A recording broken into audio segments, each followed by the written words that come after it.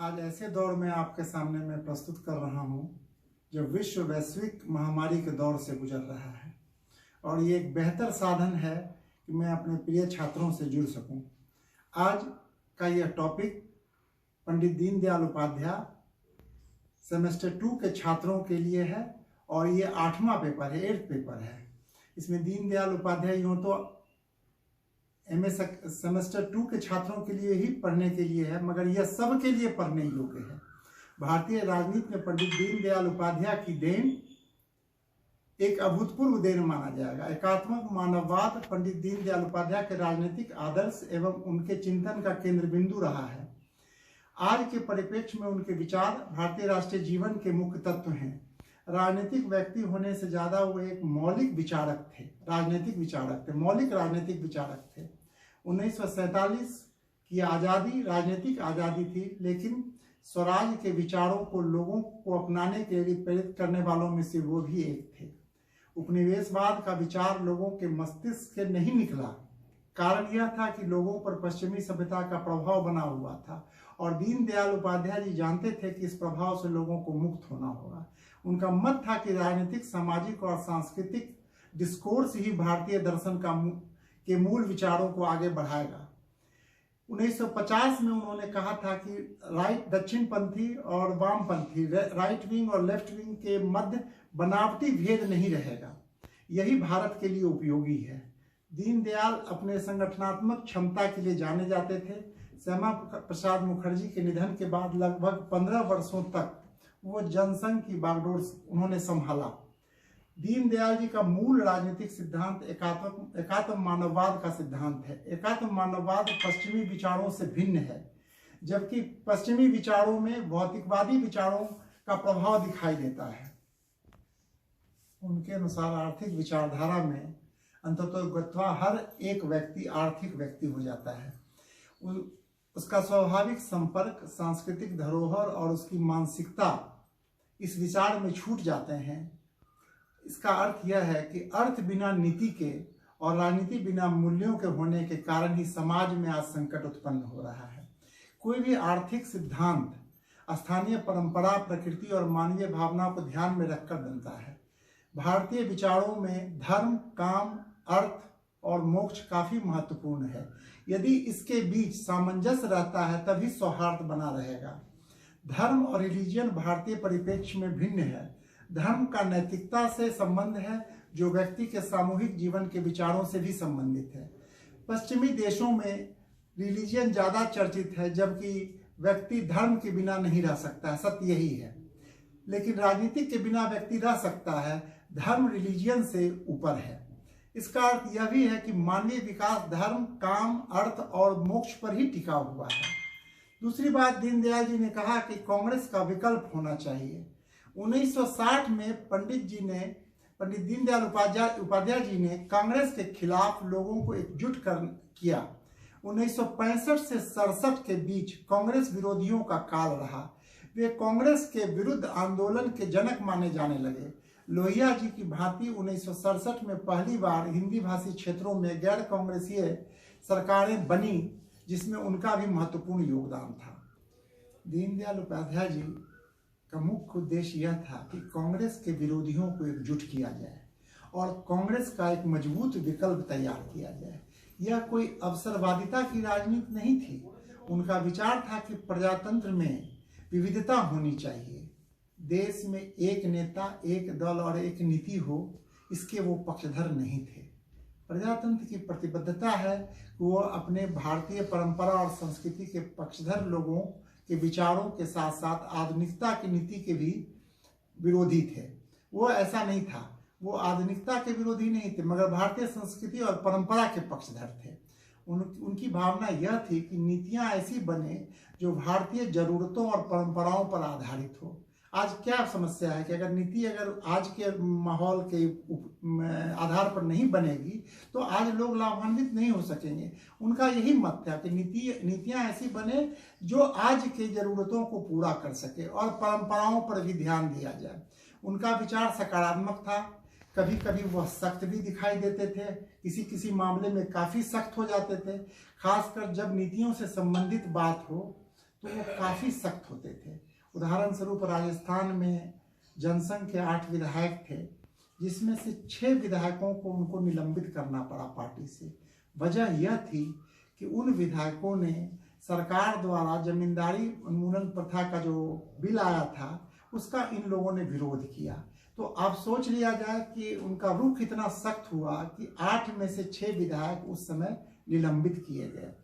उन्होंने यह कहा कि आपको पार्टी अनुशासन में रहकर ही अपनी बात करनी होगी और पार्टी का जो लाइन तय होगा उसी पर विधायकों को चलना है। ये एक लंबी लड़ाई थी। दूसरी बात, 1950 में जनसंघ का विलय की बात होने लगी। स्वतंत्र पार्टी का विलय जनसंघ से हो, इसका दबाव पंडित जी पर पड़ने लगा, मगर पंडित जी ने इसको नहीं स्वीकार किया। वजह यह थी कि वैसे समय में जब हिंदू महासभा और रामराज करपात्री महाराज के लोग जो थे उनके गुट को मिलाकर 16% वोट उस समय माना जा रहा था कि उनके पक्ष में है, फिर भी उन्होंने इसको स्वीकार नहीं किया। वजह यह थी कि उनका मत था कि जो संगठन उनका है वह महाराजा के महल से संचालित होगा, तो महाराजा के महल से संचालित होने वाले संगठन मुझे स्वीकार नहीं है। यही कारण हुआ कि गठबंधन नहीं हुआ। मूल अंतर यही है कि समकालीन राजनीति और पंडित जी की राजनीति में बेसिक अंतर, जो मूल अंतर है, यही दिखाई देता है। पंडित जी ने मूल्यों के लिए उन्होंने अपनी लोकसभा की सीट को भी छोड़ दी। जो लोग आज लोकसभा की टिकट पाने से लेकर राजनीति में अपना वर्चस्व कायम करने के लिए एड़ी चोटी एक करते हैं, मगर वो मूल्य आधारित राजनीति को ध्यान में रखकर लोकसभा की सीट उन्होंने त्याग दिया। सभी दलों को यह संदेश दिया कि जातिवाद और सांप्रदायिक राजनीति भारत के लिए ठीक नहीं है। यह आज भी हम इस पर चर्चा करते हैं, उनके विचारों से आज भी हम प्रभावित हैं कि वो मूल्यों पर आधारित राजनीति के ही पक्षधर रहे। यही कारण है जनसंघ की विचारधारा आज भी उनके द्वारा केंद्रीय पार्टी की विचारधारा है। सबका साथ, सबका विकास, कुटीर उद्योग, ग्राम उद्योग जैसे विचारों पर उन्होंने बल दिया ताकि व्यक्ति स्वावलंबी बन सके। आज सरकार की इच्छा यह रहती, आज की सरकार की भी यह मंशा है कि कुटीर उद्योग, ग्राम उद्योग ऐसी संस्थाओं को मजबूत किया जा सके जिससे अधिक से अधिक लोग स्वावलंबी बन सकें, हर व्यक्ति को रोजगार मिले और हर व्यक्ति अपने पैर पर खड़ा हो सके। सरकार की जिम्मेदारी है कि लोगों को इस बात के लिए प्रेरित करे। यह विचार उस समय पंडित दीनदयाल उपाध्याय जी का था, जो विचार गांधी जी के विचारों से मिलता जुलता है। उन्होंने यह भी कहा था कि शासन का विकेंद्रीकरण हो। भारतीय गणराज्य के आधार को ध्यान में रखकर उन्होंने कृषि पर सबसे अधिक बल दिया। आज भी क्या है, देश की जनसंख्या का ज्यादा बड़ा भाग गांव में रह रहा है लोग, और गांव में लोग कृषि से जुड़े हुए हैं, और कृषि ही भारत की अर्थव्यवस्था की सबसे मजबूत रीढ़ मानी जाएगी। क्योंकि आज भी लोग अगर जीवित हैं तो इन किसानों के द्वारा उपजाए हुए अन्न के कारण ही, और कृषि यदि अगर भारत का कमजोर होगा तो फिर पहले जैसी स्थिति हो जाएगी कि कृषि के क्षेत्र में भारत अगर पिछड़ता है तो फिर अन्न उत्पादन के क्षेत्र में भी भारत की स्थिति कमजोर होगी। अब यह सोचने का विषय है, उस महामानव के मन में यह विचार उस समय आया कि भारत कृषि प्रधान देश है और कृषि को इतना मजबूत किया जाए, कृषकों को इतनी सहायता दी जाए, उनको इतना स्वावलंबी बनाया जाए जो कृषि भारत के लिए वरदान साबित हो।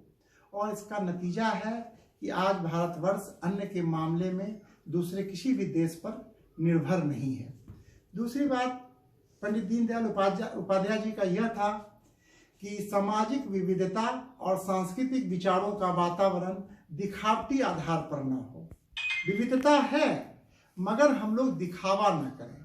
दिखावा का अर्थ यह हुआ कि सामाजिक और सांस्कृतिक विचार अपने हिसाब से जो आपके विचारों के अनुकूल है उसको आप अपनाएं। दूसरी बात उनका यह मत है कि सरकार जो योजना बनाती है उसमें पूर्ण पारदर्शिता होनी चाहिए। आज भी भारत की सरकार जो योजना बना रही है, सरकार का प्रयास होता है कि सरकार की योजना पूर्ण पारदर्शिता पूर्ण हो। यदि कोई भी व्यवस्था हो, यदि सरकार की बात हो, स्कूल की बात हो, कॉलेज की बात हो, विश्वविद्यालय की बात हो, जहां पारदर्शिता का अभाव देखने को मिलेगा वहां आपको समस्या नजर आएगी। यह उनका व्यक्तिगत मत था कि शासन में पारदर्शिता हो।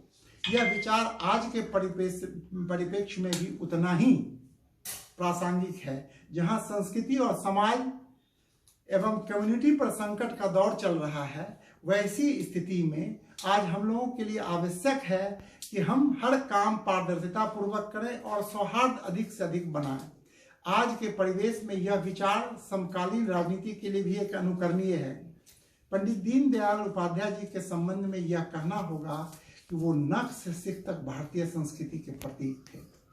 जो व्यक्ति भारत के निर्माण में महत्वपूर्ण योगदान दिया हो, आज उसको हम लोग श्रद्धापूर्वक नमन करते हैं और उनके बताए मार्ग पर हम लोग आगे बढ़ने का प्रयास करते हैं। हम पॉलिटिकल साइंस के छात्र हैं, आप छात्र, हम लोग सभी राजनीति विज्ञान के छात्र रहे हैं।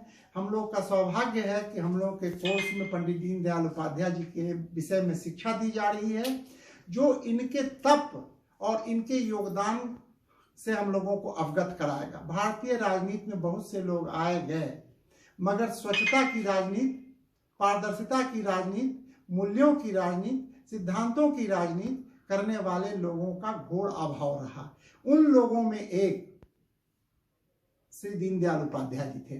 दीनदयाल उपाध्याय जी के विचारों को आज हम स्वीकारते हैं और उनके विचारों को सारे लोग, देश के सारे लोग जो बुद्धिजीवी हैं, उनके विचारों से उनकी सहमति है और वे लोग भी दीनदयाल उपाध्याय जी के विचारों को आगे बढ़ाने में हम लोग सबका सहयोग करें और उनके विचारों के साथ साथ छात्रों को भी दीनदयाल जी के आदर्शों को स्वीकार करना चाहिए और उनके बताए हुए मार्ग पर चलना चाहिए।